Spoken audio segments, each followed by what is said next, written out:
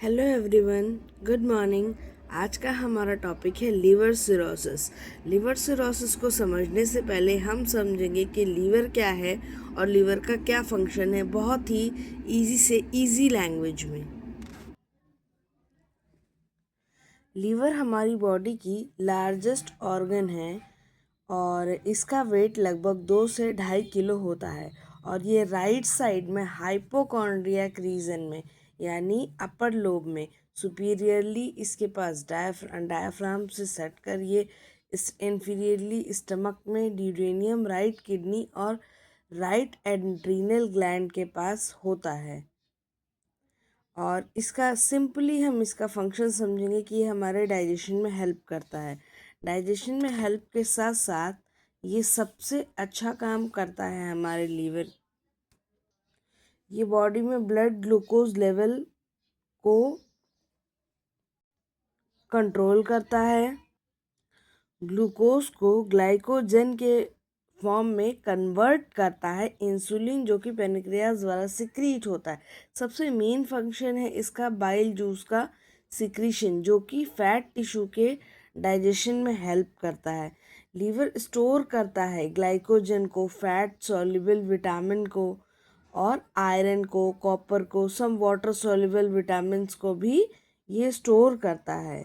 ये कुछ metabolic activity में भी हेल्प करता है और सबसे बड़ी बात ये हीट प्रोडक्शन करता है जिससे हमारा डाइजेशन प्रॉपर हो पाए। इसीलिए लीवर का हमारी बॉडी में बहुत ही ज़्यादा महत्वपूर्ण योगदान है। अब हम बात करते हैं लीवर सिरोसिस की। लीवर सिरोसिस एक लीवर डिजीज़ है, क्रोनिक लीवर डिजीज़, जो कि characterize by the replacement of liver tissue by fibrosis, scar tissue, connective tissue, non functioning tissue up and leading to progressive loss of liver function. अब इसको हम general भाषा में समझते हैं कि हमारा हेल्दी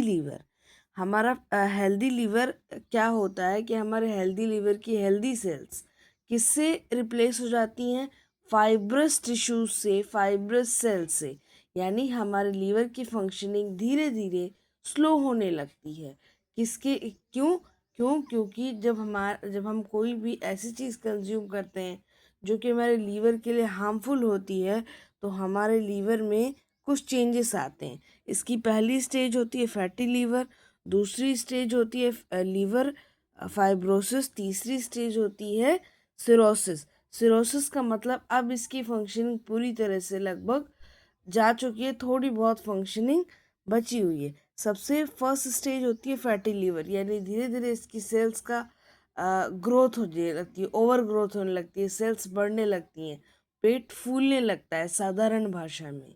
और फिर होती है फाइब्रोसिस, यानी इसके टिश्यूज़ में स्कार्स प्रेजेंट होने लगते हैं, छोटे छोटे दाने आने लगते हैं, टिश्यू की फंक्शनिंग स्लो होने लगती है। और लास्ट स्टेज होती है सिरोसिस। बहुत सारे केसेस में इसमें लीवर ट्रांसप्लांट तक करना पड़ जाता है अगर ये चीज़ें ज़्यादा बढ़ने लगती हैं। अब हम समझते हैं इसके टाइप्स के बारे में। हमारा liver cirrhosis alcoholic cirrhosis, non alcoholic, steato hepatitic cirrhosis, post hepatitis cirrhosis और बाइलरी सिरोसिस और क्रिप्टोजेनिक सिरोसिस 4 टाइप में डिवाइडेड है। एल्कोहलिक सिरोसिस हमारे ज़्यादा अल्कोहल कंज्यूम करने के कारण होता है। Non alcoholic steato hepatitis cirrhosis associated with obesity, diabetes and metabolic syndrome के कारण डेवलप होता है। कभी कभी क्या होता है, मोटापा भी इसका कारण बनता है, डायबिटीज़ और कुछ मेटाबॉलिक सिंड्रोम्स के कारण भी ये डेवलप होता है। पोस्ट हेपेटाइटिक सिरोसिस क्या होता है? ये होता है हमारा वायरल हेपेटाइटिस बी एंड सी। जब हमें हेपेटाइटिस की डिजीज़ होती है तो वो भी हमारे लीवर सिरोसिस के कारण होती है। बाइलरी सिरोसिस स्पेशली हमारे बाइल में होती है, गाल ब्लैडर में होती है, due to chronic biliary obstruction and infection. जब हमें कोई बाइलरी इन्फेक्शन होता है या उसमें ऑब्स्ट्रक्शन प्रेजेंट होता है देन हमें बाइलरी सिरोसिस होता है। क्रिप्टोजेनिक सिरोसिस, इसका कारण हमें नहीं पता है इस सिरोसिस के डेवलप होने का। अब हम बात करते हैं इटियोलॉजी, कारण क्या क्या हो सकते हैं।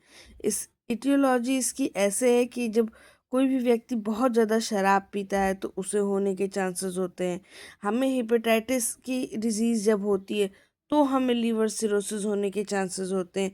ऑटो इम्यून हेपेटाइटिस, हमारी जब खुद की इम्यूनिटी सिस्टम हमारे लीवर पे अटैक करती है तो इसके चांसेस होते हैं। कुछ जेनेटिक डिसऑर्डर के कारण भी होता है, जिसमें विल्सन डिजीज़ और हमारा कॉपर डिस्पोजिशन भी होता है in any organ of body. जब बॉडी में बहुत कॉपर का लेवल बढ़ने लगता है तो भी ऐसा होता है। अब हम बात करते हैं हिमेक्रोमेटोसिस, यानी आयरन का लेवल ब्लड में बढ़ जाना, उसे हिमेक्रोमेटोसिस के नाम से जानते हैं।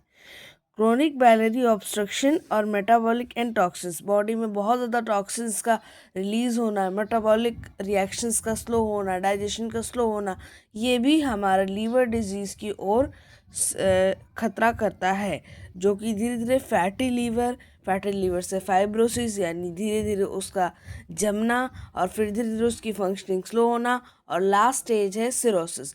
अर्ली स्टेज में अगर हमें पता चल जाए तो हम इसका क्योर कर सकते हैं, वरना इसके क्योर में भी, मैनेजमेंट में भी काफ़ी टाइम लग सकता है। आगे की बात हम नेक्स्ट वीडियो में करेंगे। Thanks for watching.